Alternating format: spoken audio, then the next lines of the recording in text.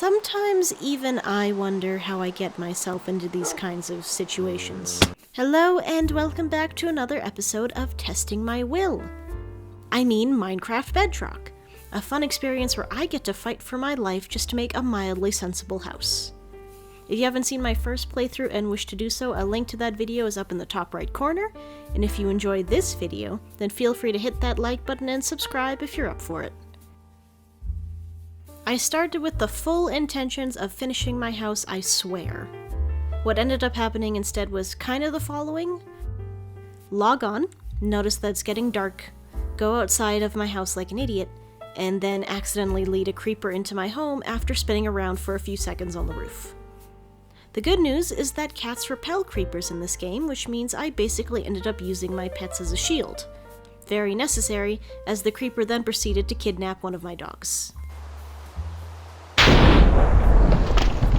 Eventually the situation calmed down, but that was after I had to break open my wall as well. So, a lesson not really learned, but also somewhat learned.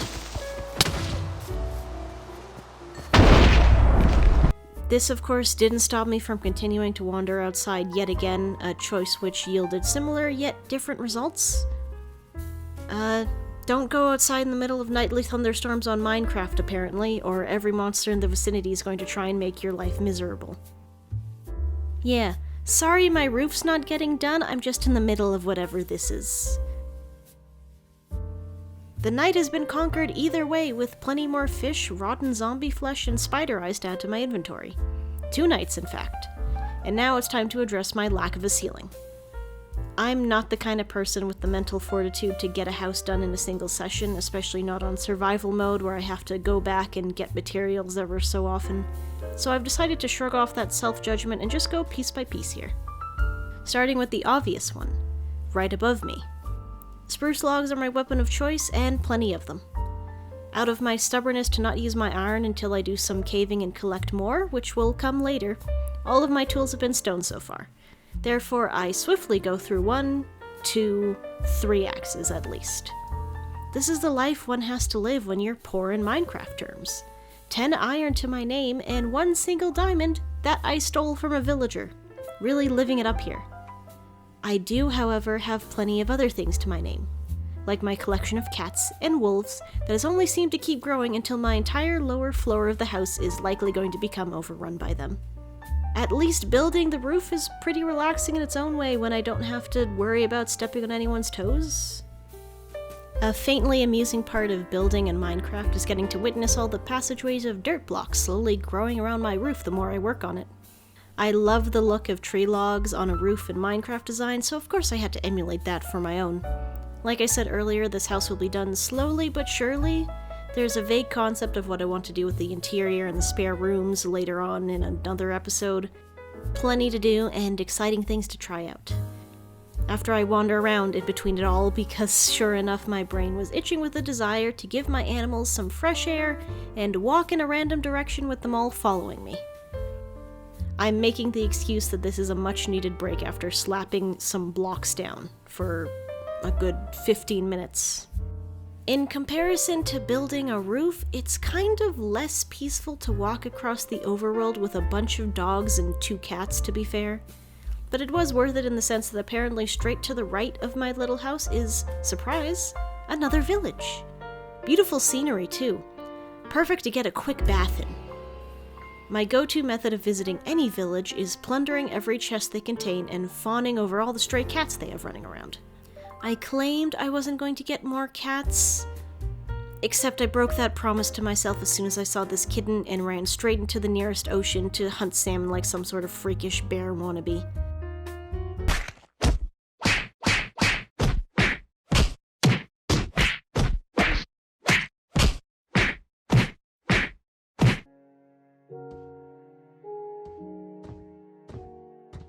There, see, it's all worth it. Look at this little guy. I wasn't kidding when I said the main floor of my house was going to soon be littered by as many animals as I can fit into it. I also had intentions of going caving, but I figured it would be good to get some other things in order first.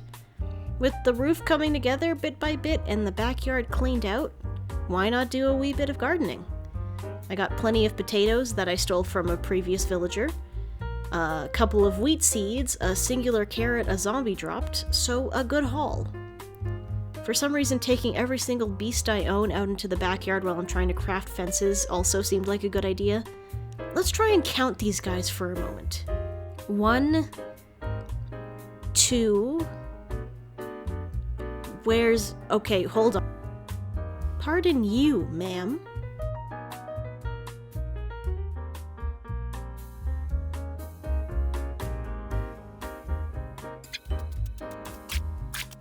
This is what I'm dubbing the Water Bucket Gauntlet.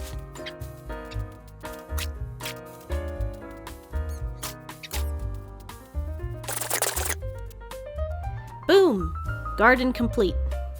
These crops are going to take a moment to grow, which is just fine by me, since my last objective of the day isn't going to be above ground anymore. With dwindling amount of supplies, I need to actually take a proper dive into the depths, aka a good old cave.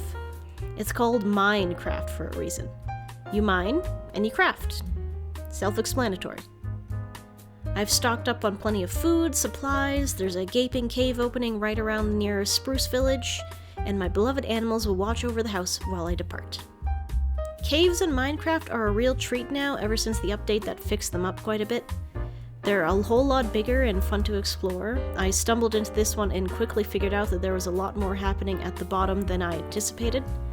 It basically opens up into this flat area here, and a whole lot of mobs I need to slowly clear out before I can gather any of the goods. Or explore what turned out to be a small section of a lush cave type. Of course, in order to get there, my scaredy-cat tendencies need to be tested in the form of many a zombie and skeleton, and also apparently a slime or two. Upon digging myself into a hole in the wall and gradually managing to light up bits and pieces of the world, my inventory got full, and I figured having a shield on me would make my life easier either way, so a quick trip back to the surface was in order before continuing. There. Everyone please keep the house in one piece while I'm gone. So this cave is intriguing. I headed to the right towards the lush cave first, after getting attacked by a bunch of slimes and various other creatures. The shield does help a ton. Didn't help me from getting knocked into this hole, but it did help deal with skeletons. I've amassed a good chunk of iron and coal and various other goodies at this point, slowly but surely fighting my way through the cave systems and lighting up areas with my torches as effectively as possible. Slimes are just always going to be a problem no matter how much light I make, which is theoretically fine because now I can make a million slime blocks. I have no clue what part of the cave system this means, though. These blocks are referred to as deep slate, and apparently they might mean bad things further down. Don't be stupid. I wasn't, thankfully. Not entirely stupid, at least. I panicked around this part when I realized I was dangerously low on torches and abandoned ship, but maybe I'll take the plunge again some other day? Speaking of being low on torches, what's over here, I wonder? Time to venture inside, and oh no!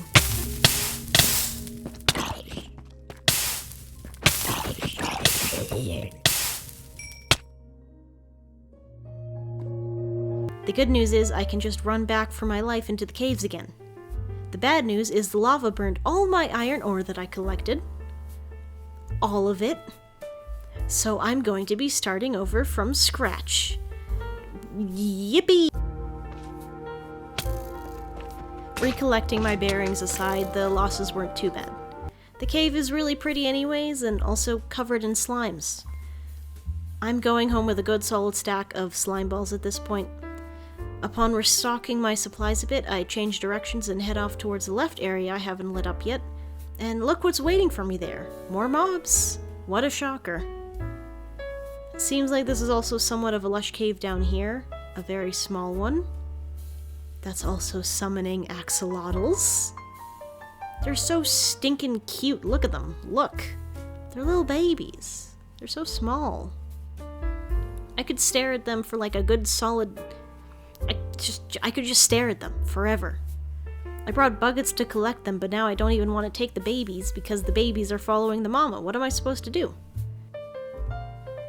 Okay, I'll focus instead. I need to clear out a bit more of the cave, so I'm circling around with an iron pickaxe this time to get some more materials that I missed, but also the axolotls are so cute.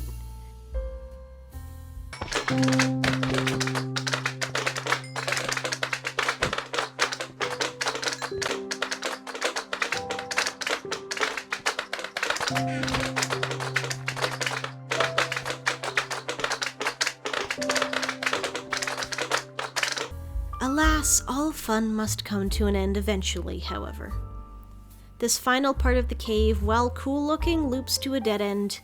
With my inventory full of a very good haul, I decided to just go back up to the surface and do another caving round another day. A full stack of iron, lapis, and redstone is a pretty good start in my eyes. Worth it. And there's still a lot more to explore when the time comes. So, up the waterfall I go, and blessedly back home at last. Never thought I'd be happy to see Spruce again. And my little guys.